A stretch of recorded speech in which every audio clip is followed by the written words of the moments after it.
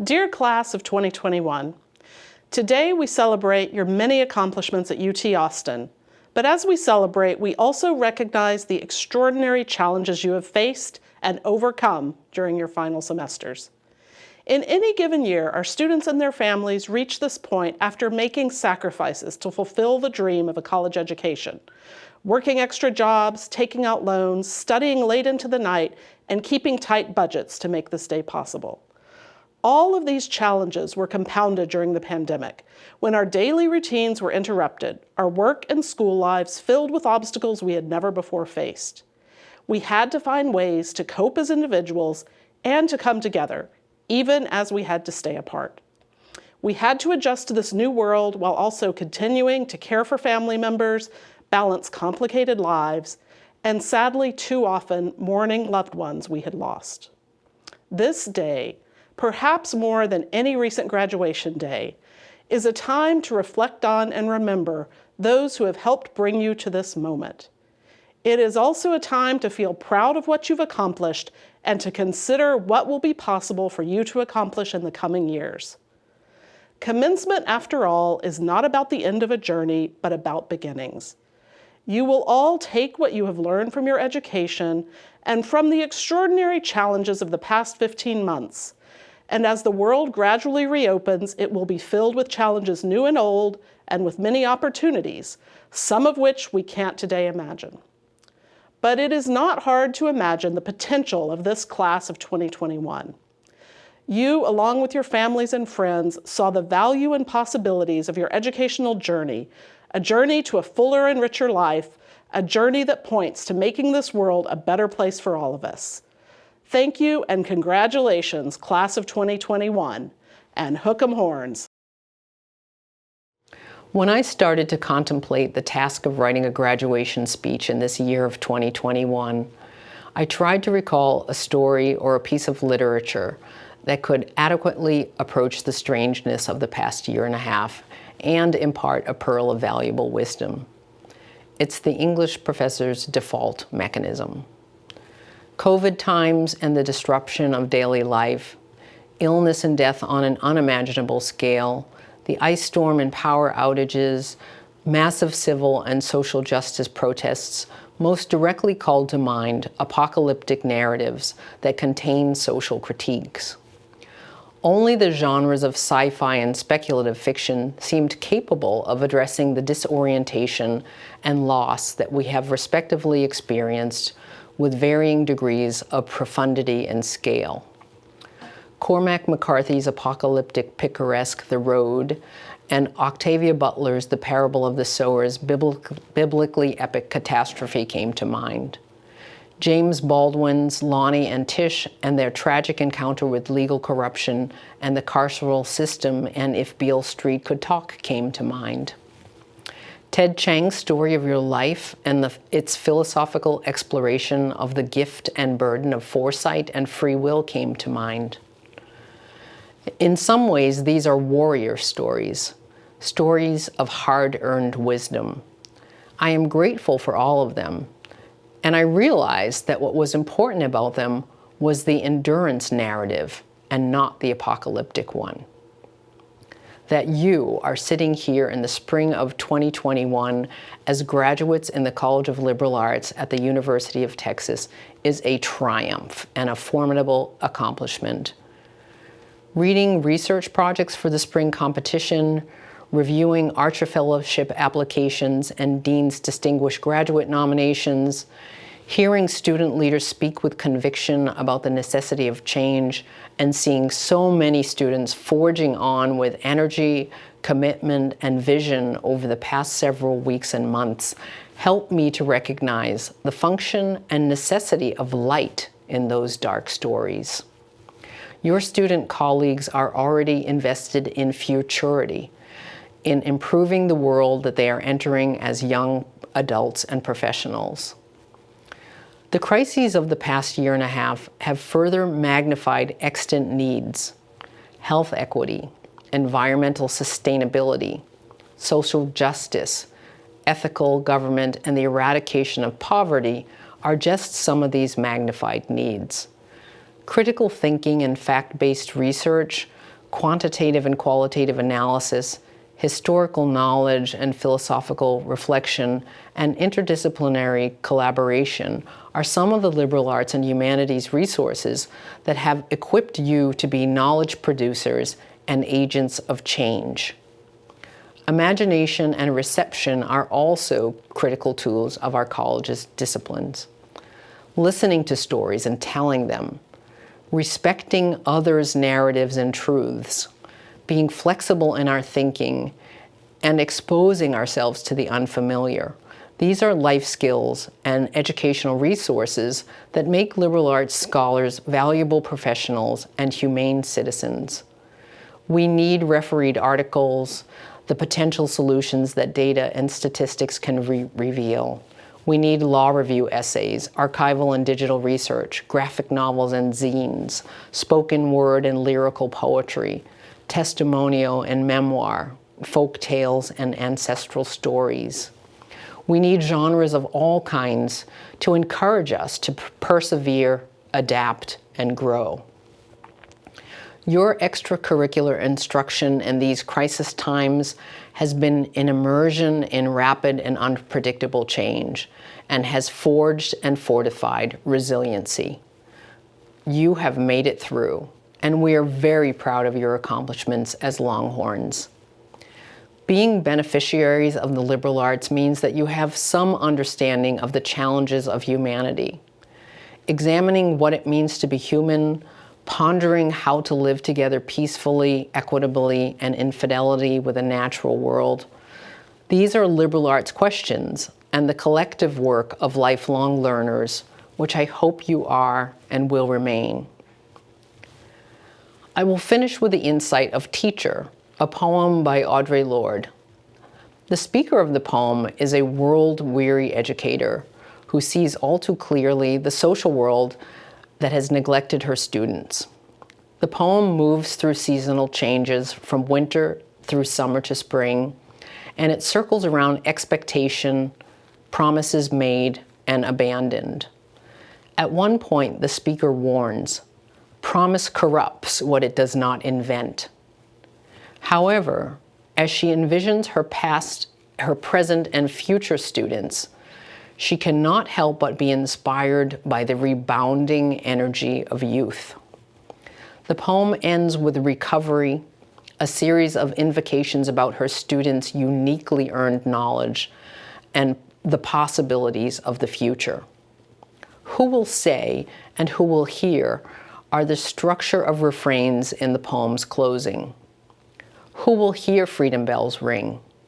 Who will hear freedom ring in the chains of promise? Who will recognize our season as free? And my favorite line imagines the accomplishments of her students as they go out to face the world.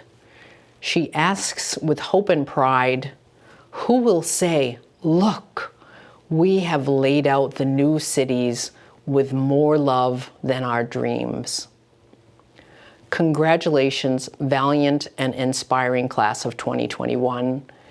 Be well, go out and do good, and hook 'em. We are once again seeing a spike in new cases in Texas. We're in a crisis situation right now. Some local businesses reopening, others remaining closed during this very, very rough weather stretch we're in. There's just too much roadway for what little resources we have. Greg Abbott ordering all businesses back open, dropping the statewide mask mandate. Understanding of what we bring to the table is something that people are realizing is necessary and it's very valuable.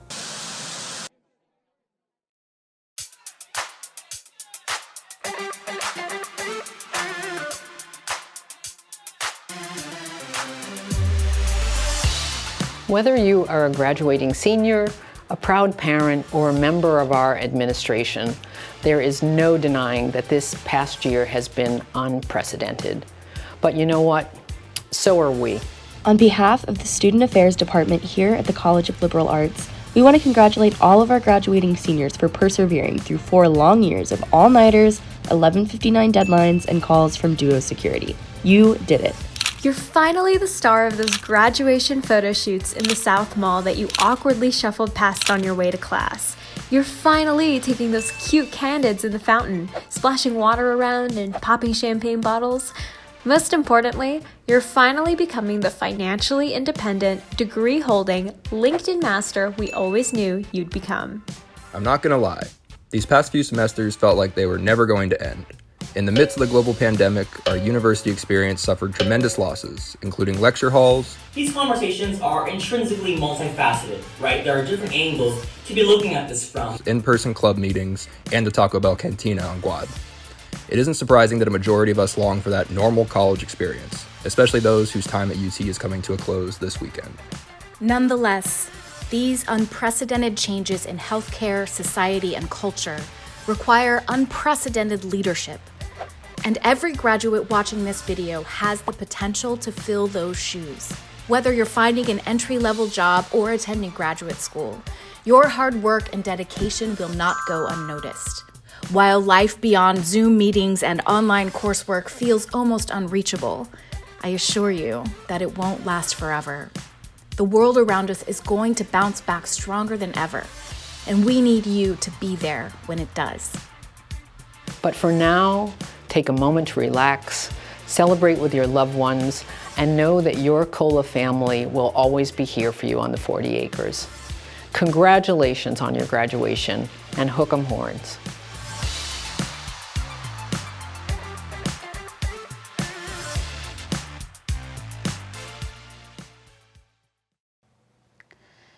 If I was with you in person, I would take a minute to look you all in the eyes and appreciate all of your beautiful faces.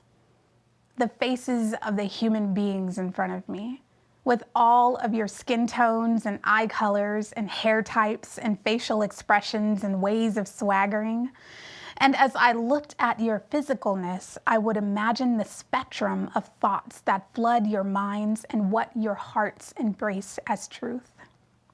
I would allow myself to realize the weight of a year like this on a fresh, soon-to-be graduate like you, who is about to carry yourself into the professional world and fulfill your future. But how do we have the audacity to dream on purpose in a world that dreams for us? Isn't that the question for those of us who dare to live a purpose-led life? I mean, how do we dream on purpose? How do we imagine a future to live into? How do we envision the masterpiece our lives will become, or even envision the canvas, the spectrum of colors, the tools we need to paint it with? Do we even have that much control? If we are honest with ourselves, don't we all want the living dream? The fulfillment of our visions, even as the envisioned masterpiece changes with the thousands of unexpected insults to our mental picture, the thousands of humiliating mistakes, the thousands of unasked for gifts of joy and delight, the thousands of surprising thoughts and diverging paths and rabbit holes to go down. Even as that masterpiece morphs before our eyes, don't we all want to live a dream of our own design? I know I do. And the truth is, even as we dream, we are all anchored in culture. How do we carry that dissonance and still live that intentional waking dream? Can you carry your role and your dream? I know you can. I know you can, because it is who you are. You are the space in which dreams happen, literally. But perhaps your role is to first heal. Change makers need perpetual healing. If we don't allow this grief, this immense grief, to flow through and out our bodies, it'll stay here somewhere, stiffening our limbs and wrapping our minds in cynicism and resignation. Now, if you are a cynic, be a cynic. I love cynics. A cynic is someone who sees the wide gap between where we are and what we envision. That's why in my work, in our work, we measure. We measure the gap between the dream and what is so that we can see it when it closes. We measure equity in order to hold people and ourselves to account for it. So if you are a cynic, be a cynic, but don't resign to life without that dream. Change makers need perpetual healing. Change makers need rest. And change makers need to claim their space. Thank you for the work you have done to prepare yourselves for this life's work. Thank you for everything it has taken from you to do the work in this particular year, in this particular time. I will leave you with a question and a living, breathing answer to it. Who is the you that wakes up from the dream? You are not the patterns of firings of neurons, however they may dictate your mood, your unwelcome and welcome thoughts, your rabbit holes, your distractions, almost all of what comes out of your mouth, even your ideas. But who is the you that in a moment of quiet sees all of that? Who is the you that for a moment is in a fresh, clean state of wonder? Who is the one that takes those beautiful patterns of firings of neurons and paints and repaints your masterpiece of a life? My answer is a quote from my friend Fatima, the barefoot empress, who in all her beautiful barefoot blackness says this thing all the time that lifts me up because she means it, and I will say it to you now. You are amazing. Listen to me, I mean it. You are amazing. You are amazing. You are amazing. Don't you get it? Get it. You are amazing. Just want to congratulate you on graduating this year in spring 2021. We know it's been an adventure, but we're so proud of you. We look forward to seeing what you do out there when you start changing that world. Thank you so much. Hook 'em. Congratulations! Congratulations! Middle Eastern Studies would like to congratulate all of our graduating seniors, including our 4 wonderful departmental honors students. And our many Arabic flagship students. Alif Mabruk. Congratulations, everyone. Congratulations, Longhorn class of 21. Hook 'em horns. We're so proud of you. Congratulations, Hook 'em horns. Congratulations. Congratulations. Congratulations, liberal arts honors graduates. Go out and change the world. Hook 'em horns.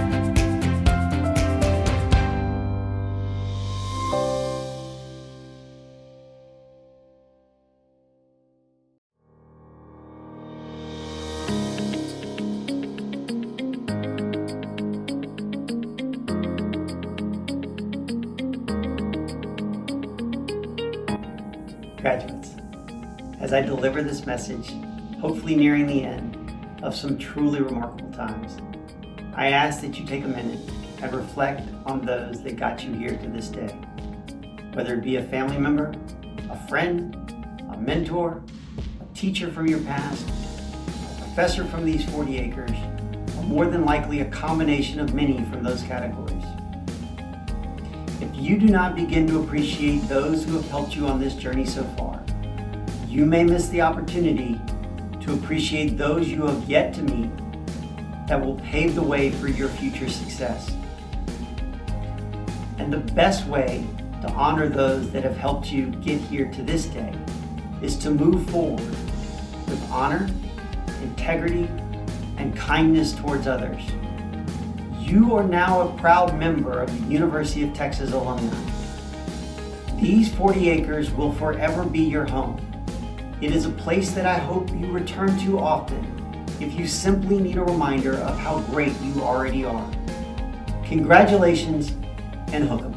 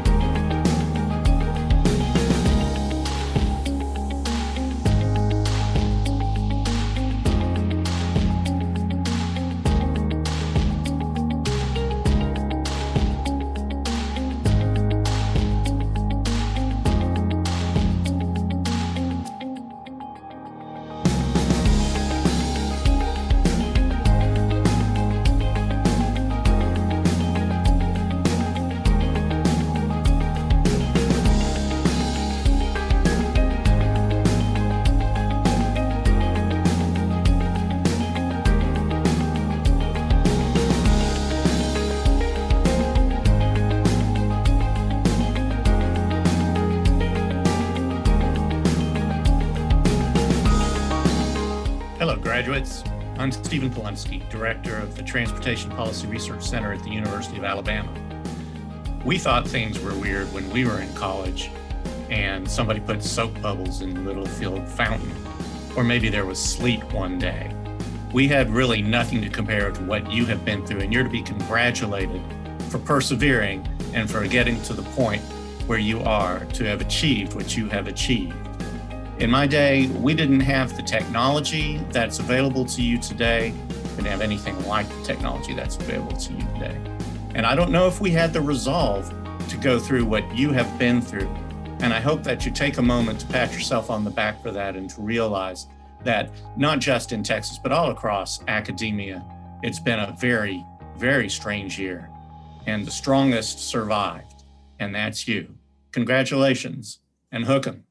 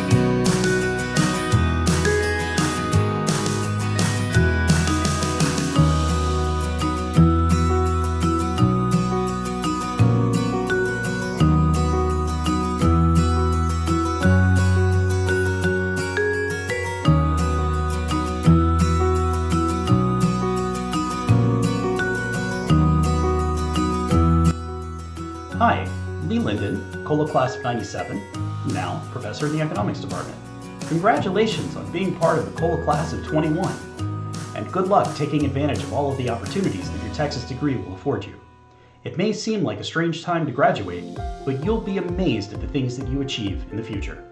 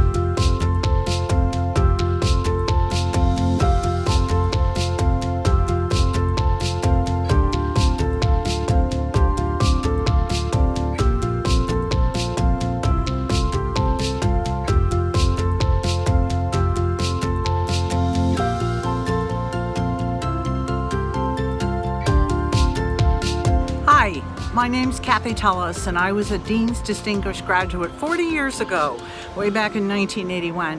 I want to wish this graduating class all the best. You've received a great education, and you're the kind of people who can go out and change the world with it. I hope that this unusual college experience has given you some skills that you might not have anticipated. Flexibility, patience, and the ability to see opportunities where others might just see problems. So go get them. The world is your oyster. And hook 'em.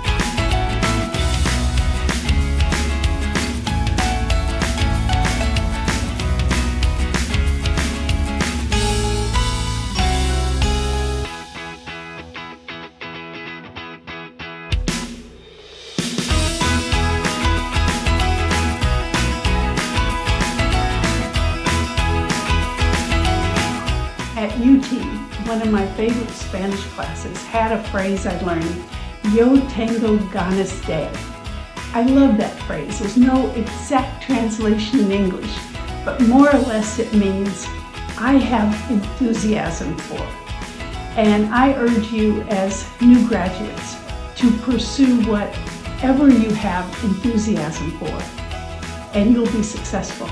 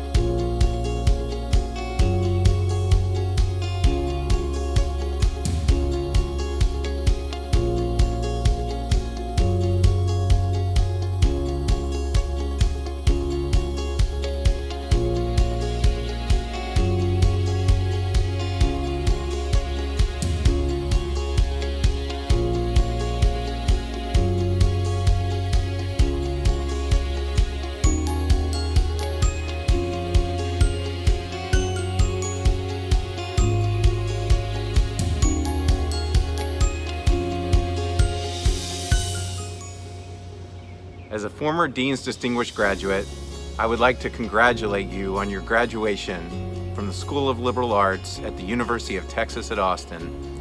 I hope you are proud of your many accomplishments while you've been there, and the fact that you overcame so many obstacles in these challenging times.